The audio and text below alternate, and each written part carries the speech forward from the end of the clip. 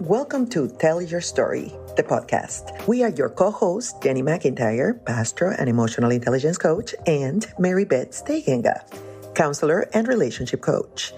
We believe that everyone has an extraordinary story to share. Together, we invite you to embark on a journey of self-discovery as we unravel the profound wisdom that lies in looking back to propel us forward. Prepare to be moved and inspired by tales of unwavering resilience, personal growth, and the pursuit of authentic living, including your own. Join us as we delve into the transformative power of storytelling. Because when you tell your story, you have the potential to change your life. And make sure to follow or subscribe wherever you get your podcast so you can be inspired. Okay, hello everybody. Hello, Pastor Jenny. How are you tonight? I'm good. It's been a long day of work, but I'm excited to be here with you. How about you? I am also very excited. Welcome everybody to tonight's episode. If you remember last week, we spent some time getting to hear my story. And tonight, Jenny is going to share her story. And again, this is us trying to prepare you to share your stories with us. So we're going to give you the formula of how we do it, and hopefully you get to learn a little bit about us in the process and learn how to tell your story as well. I'm excited about Jenny's story. I know a little bit about Jenny's story, but I'm excited to hear her tell it for you guys. And yeah, I'm going to let her go for it and take it away.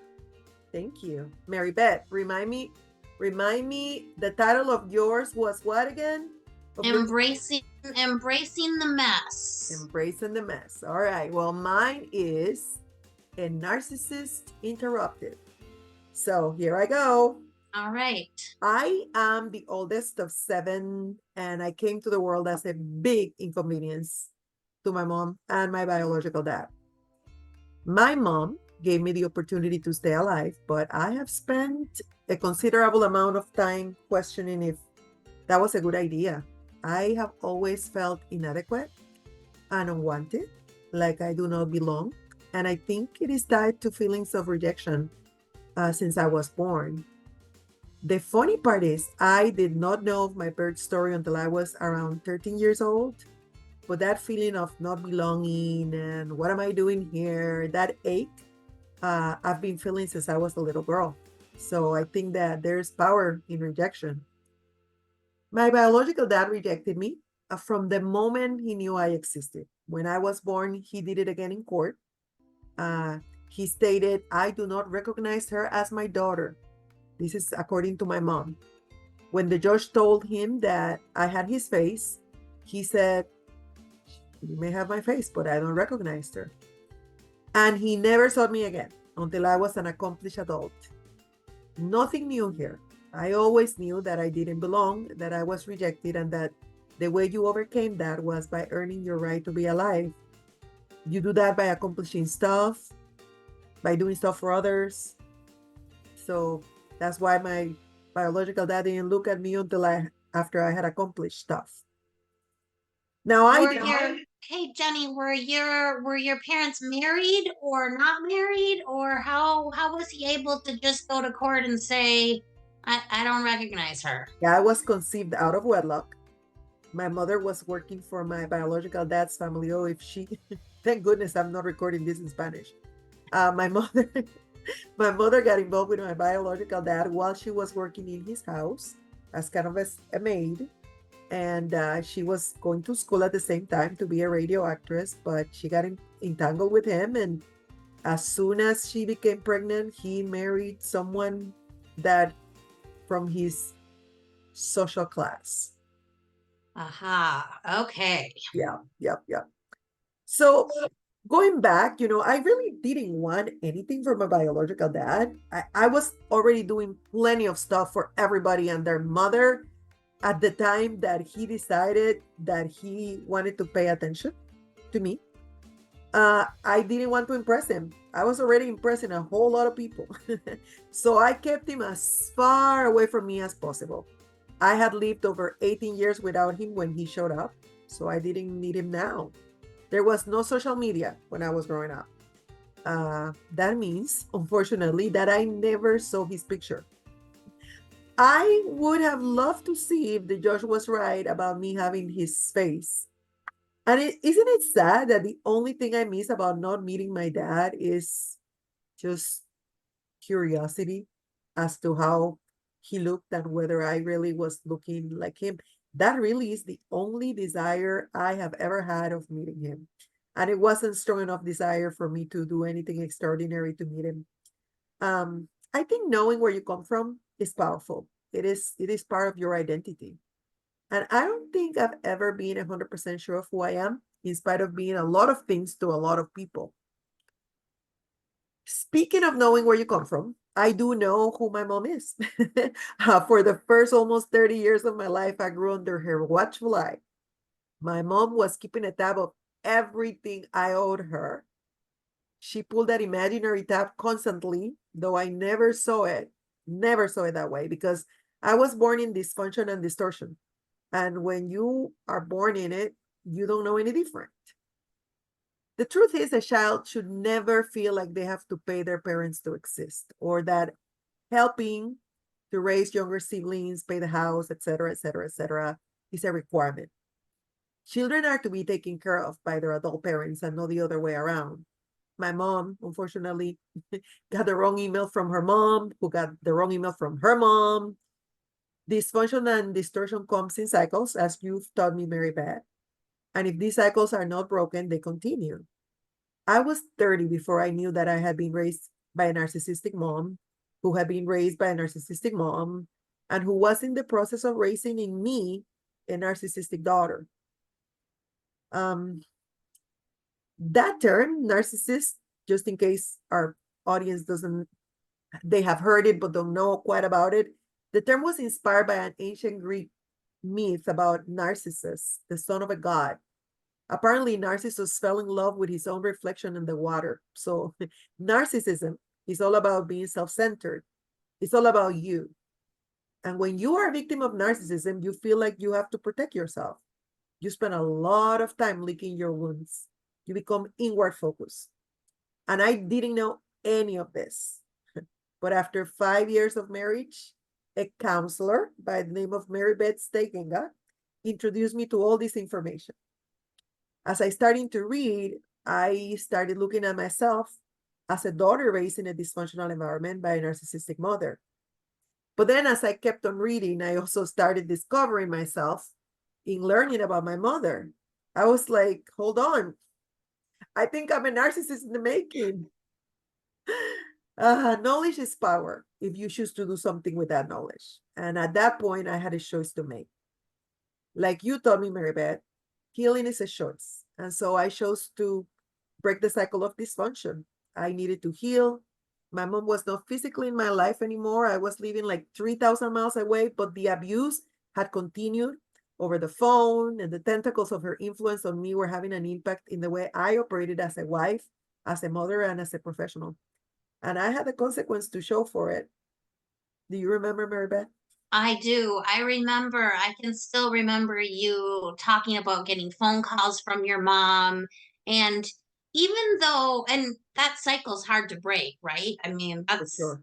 that takes a lot of work. And I remember you would struggle with the concept of, honor your mother, right? You need to honor your parents, and what does that look like when that parent is acting in a way that doesn't really deserve to be honored, right? And so and I love how you said healing is a choice, and it is a choice.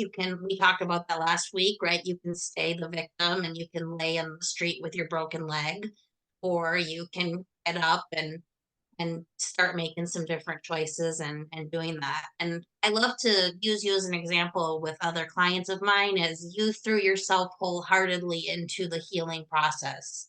If there was a book to read or a worksheet to do or a podcast to listen to, you were on a journey to heal from your childhood. Yeah. Not that I didn't resent it, right? I remember complaining to God and saying, because gee, I had JC at 41. So I met you at 39, 40. And I was asking God, why is half of my life gone? And now I'm just learning this.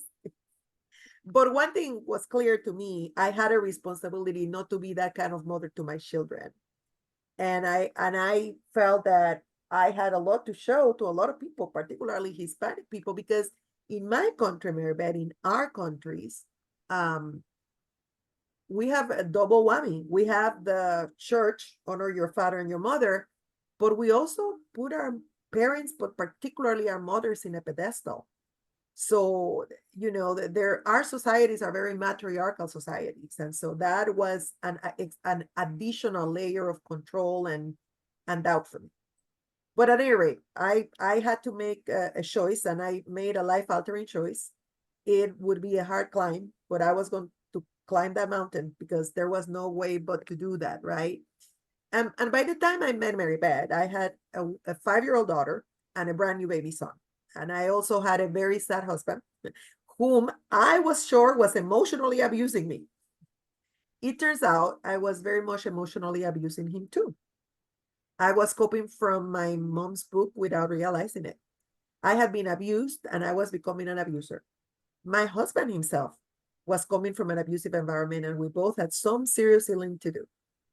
Now, I chose to do my part even before my husband was ready to do his, because at the end of the day, healing is an individual choice. The climb was indeed steep. I am still climbing. And as a Christian, I became aware of how not even faith and prayer can replace gaining understanding of where your trauma is coming from and the impact your upbringing can have on who you are today. This is why eventually I became involved in emotional intelligence, life coaching, and emotional healing, and started helping others too. I started using my own story to help others because, as Marybeth told us last week, there is power in sharing our story. As a pastor, emotional intelligence, and life coach, sharing my story is one of the most powerful tools I have to support others in overcoming their trauma and changing their lives, but it's also a powerful tool I have to continue transforming myself. And so I have now been helping others with my story for many, many years. The more I share, the more I study to help others. The more I study to help others, the more I grow. The more I grow, the better mom, wife, professional, and human being I become, or at least I would like to think I'm becoming. I fall on a regular basis. My trauma taught me very, very well, but so have the many hours I've spent seeking help through coaching and therapy, praying, reading, learning, connecting with others, and choosing to change. And as I like to say in my business, to change, to grow, and to stretch. Um, yes, I fall on a regular basis, but I get up every time stronger and smarter for it.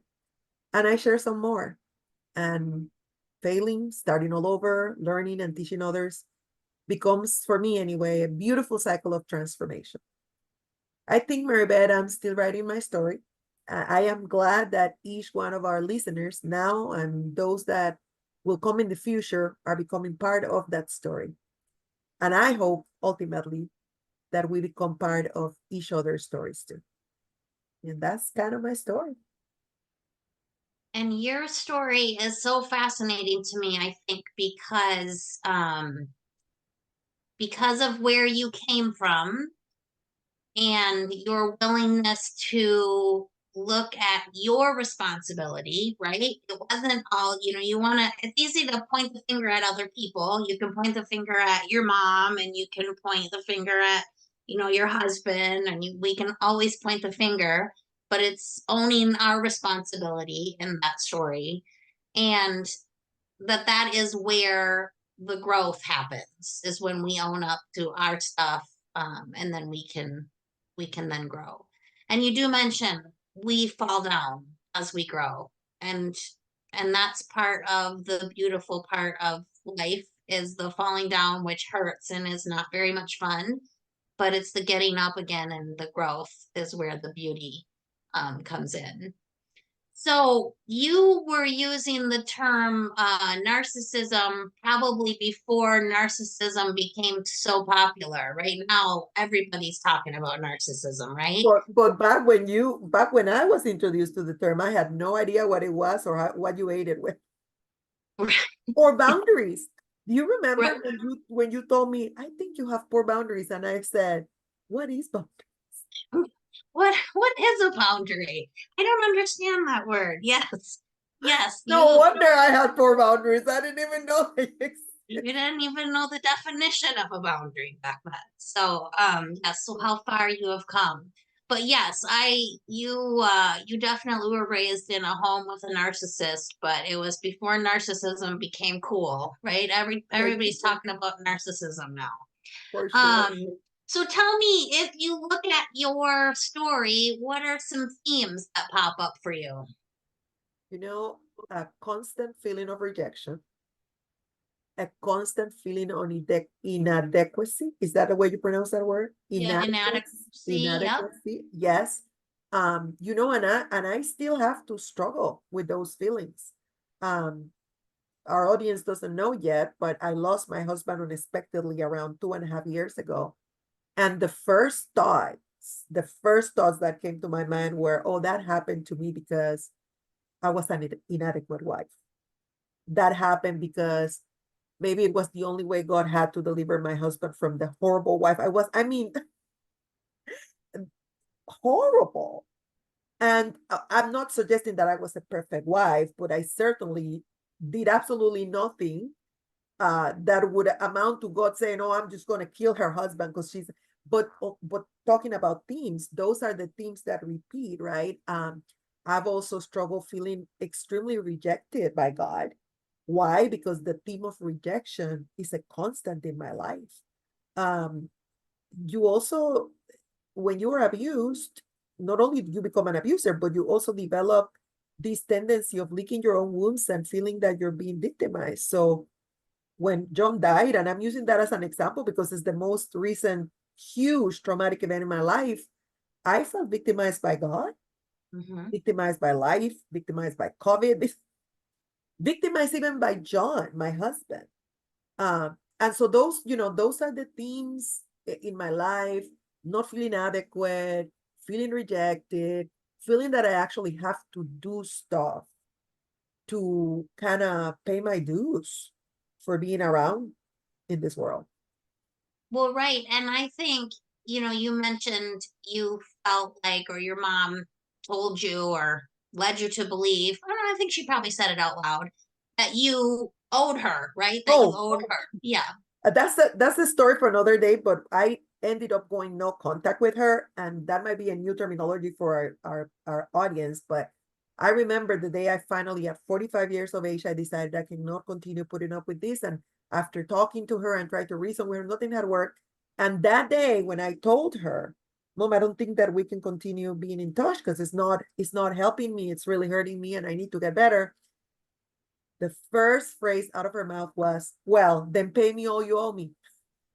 Oh, So all you're right. right. You're right, my friend. She literally said, "Pay me all you owe me."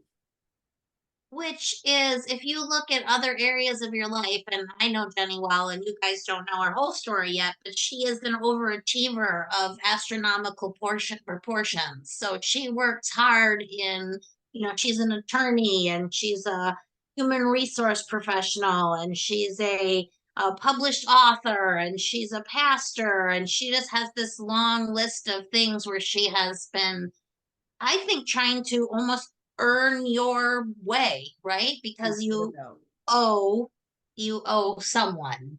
And it's 'Cause and it's not that I don't love everything that I do. I do love it, but I continually overcommit. And I have and still at this point have a very hard time being still and not constantly doing stuff for others. You know, yeah. Okay, so those are some themes. Now, last week I told you I have a core belief that I'm not smart enough or I'm not enough. What's one that pops up for you if you're gonna do something? What's a core belief that pops up in your head? I think it's extremely similar to yours. Mine is, unfortunately, number one, that I'm not adequate enough. And number two, that I don't belong. Okay. I don't belong, and that goes all the way back to the rejection that I suffered when I was in my mother's womb, and the rejection that I continue to receive throughout the years, because as I was growing up, the only way I received love and acceptance was if I was performing, if I was making money for my mom, if I was helping raise my. The moment I couldn't produce money or couldn't produce the results my mom was looking for, she would withdraw what she called the love. So at the end of the day, that core belief means, okay, if the only way I'm loved and accepted is if I'm producing, then if I'm not producing, I really don't belong. Because the only way to actually belong is if I'm actually paying for it. And so it's caused a lot of like turmoil and depressive thoughts, and it's a very much a very ingrained core belief in me. And if I'm not intentional about it, it comes back and haunts me, as I'm sure it happens with yours or core beliefs too, right, Marybeth? Oh yeah, they definitely pop up where I don't want them to pop up. And I think what's interesting is once you do the work and you realize that you're having these beliefs, you can start calling them out and speaking truth and disputing them and doing those things. But before you know about them, they're just operating under the surface, and causing all kinds of problems in your life. You're absolutely right. I think awareness is half the battle. It's not the only part of the battle. You have to. Being aware is not enough. Like, I know people, I coach people that are very aware, and like you put it last week, are stay in the middle of the street complaining that their leg is broken, and that there's full awareness, right? But the other part is, get the heck up out of the street, Right. go to a doctor, and get a cast on that leg, right? And Yeah. so I agree with you, Mary Beth. Like, not knowing is horrible. Not knowing is like being in the darkness and not knowing what you're doing. I think developing awareness is a big portion of the battle. And then, of course, that must be followed by action. For sure, for sure, for sure. Okay, so we've done it, Jenny. We've each shared our story. And like I said last week, I think if we would share all of our stories, we could be here till, the year 2057. But this gives you a little look into each of our lives and how we ended up where we are. Um, and so I want to encourage our listeners that we're going to be again asking them to share their stories with us. So start thinking about that as we continue to record, and produce these podcasts. I think next week we were going to kind of break it down a little bit more, talk about, the pieces of the story in more detail, the themes and the core beliefs and all of those things. Absolutely. This was kind of like the appetizer. And now we're going to start taking those stories and breaking them. And the purpose of us breaking those stories is also to create a framework that is going to help our audience come here and join us and share their own stories. And I think the beautiful thing, Marybeth, and you put together that framework, and I want to give you credit for that.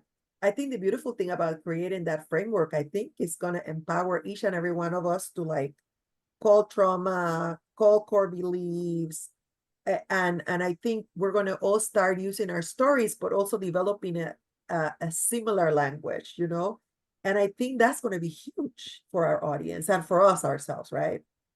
Yes, for sure. And I hope we're going to start a movement where people can look back in order that they can then move forward, right? So that's Yes. what we're hoping to do with this show. Yeah, we're going to be an army, and we're just going to go around saying, hey, I tell my story. I tell my story. Do you tell your story? It'll become an international slogan. Let's hope. Let's hope, exactly. Well, it was good to see you again tonight, my friend, and I look forward to continuing our journey together in the Yes. Tell Your Story podcast. Yes. Thank you to our audience for joining us, and we look forward to many, many more podcasts together. See you in the next episode. Bye. All right. Bye bye.